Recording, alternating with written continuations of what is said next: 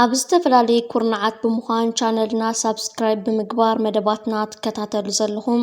ዝኸበርኩምን ዝኸበርክንን ተኸታተልቲ መደብና ከም ወትሩ ቻነልና ላይክ ሼር ሳብስክራይብ እናገበርኩም መደባትና ክትከታተሉ እናፀዋዕና ንሎሚ 6 ሚያዝያ ዝበልናዮ ዕለታዊ ዜና ናባኻትኩም ንምቕራብ ተዳሊና ኣለና። ምክትታልኩም ምሳና ይኹን።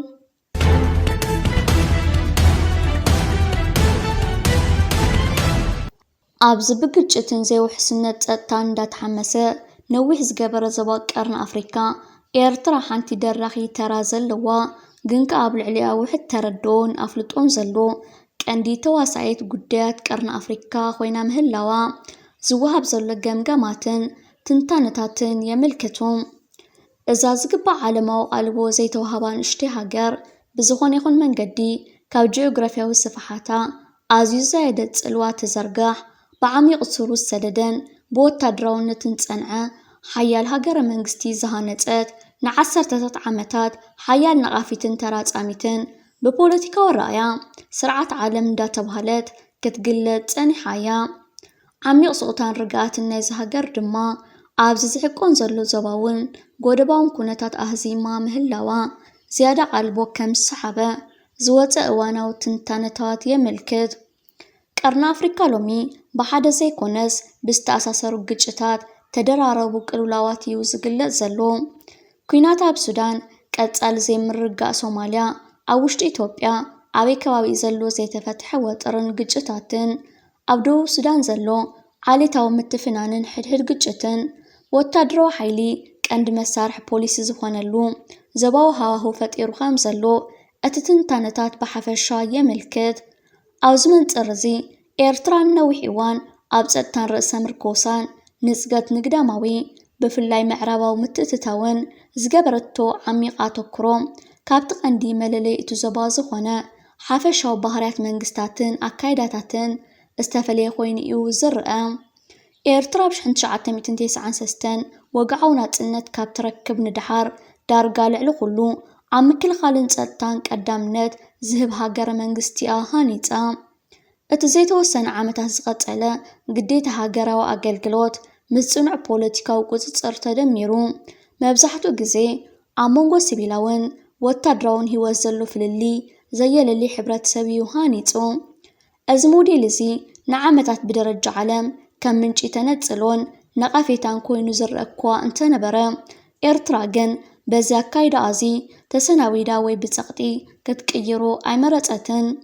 ምስቲ ነዚ ኣካይዳታት እዚ ዝቃወምን ንምትእትታው ዝተውሃቶ ስርዓት ዓለም እንዳተራፀመት ክትከይድ ፀኒሓ እያ። ሱርናይዝ ሞዴል ኣካይዳ ኤርትራ ኣብ ታሪክ ዝርከብ ብምባል ድማ እቲ ትንታነታት ንድሕሪት ተመሊሱ ይርኢ። በዚ ድማ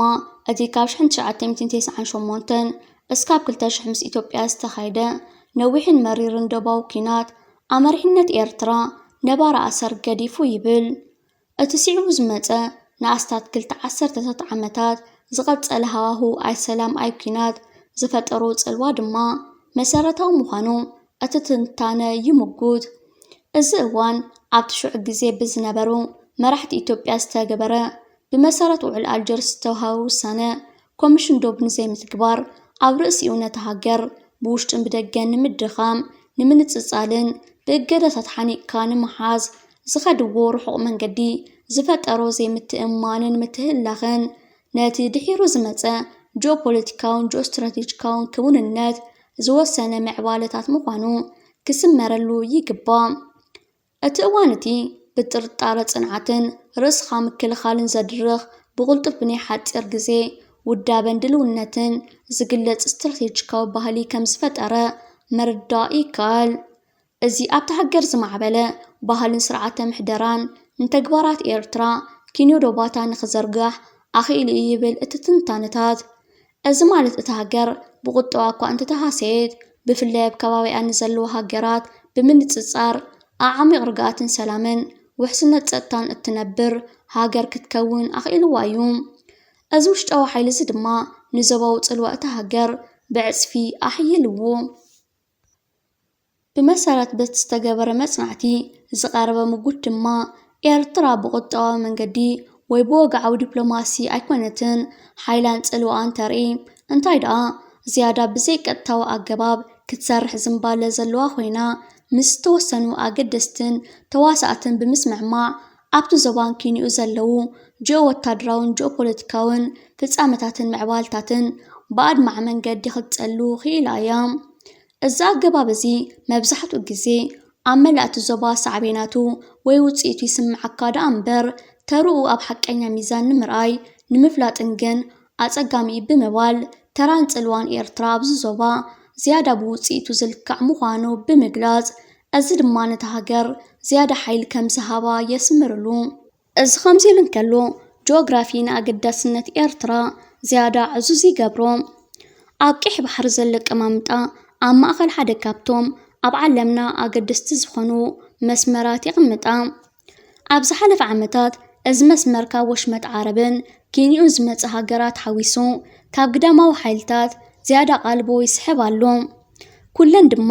ኣብቲ ዓበይቲ ዓለማዊ መስመራት ንግዲ ዘርኽብ ዞባ ጽልዋ ንምርግጋጽ ይፅዕራየን እዚ ዝህሉ ምዕባልታት ቅልውላ ማእኸላይ መብረቕን ምዕፃው ወሽመጥ ሆርሙዝን ነቲ ዞባ ዝያዳ ኣገዳሲ ክኸውን ከም ዝገብሮ ይግመት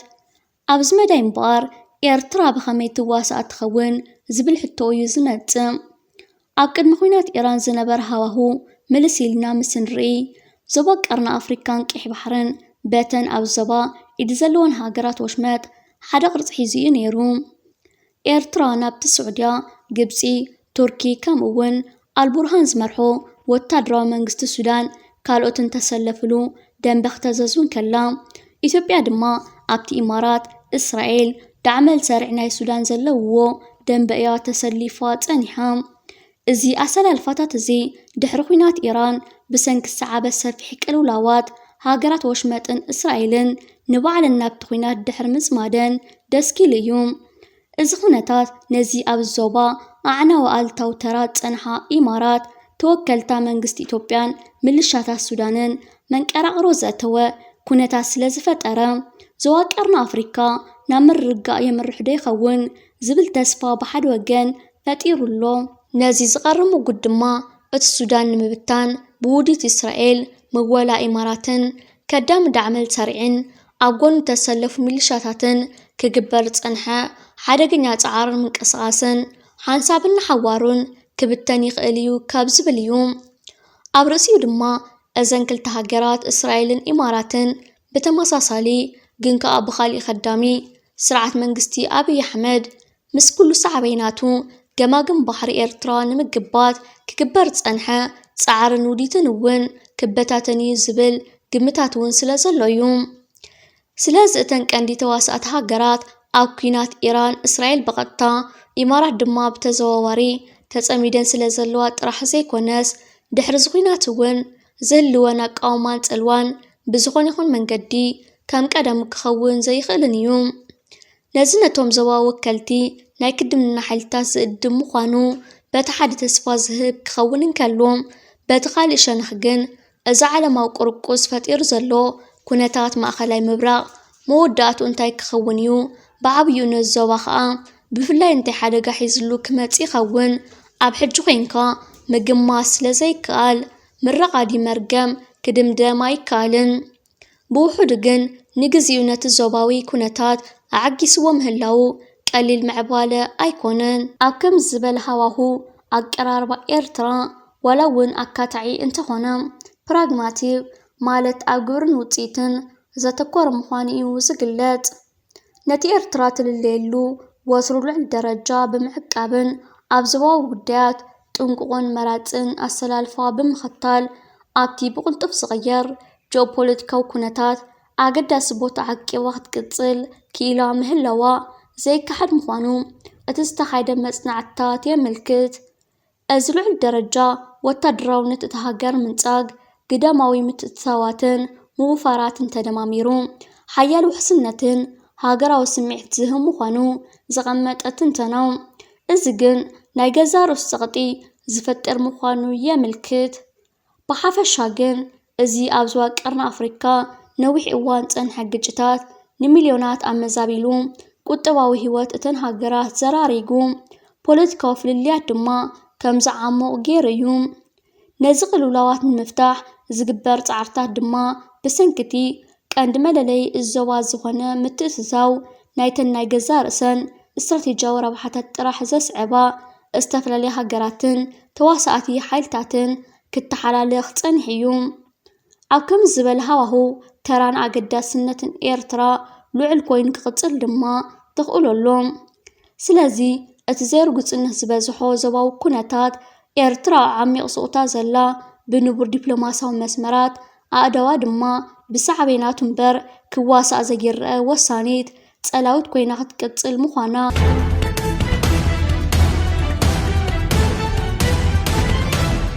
بريزيدنت أمريكا دونالد ترامب إيران ملت أو هرمز كتكفت تعرف أسنيو إن فرارح يركم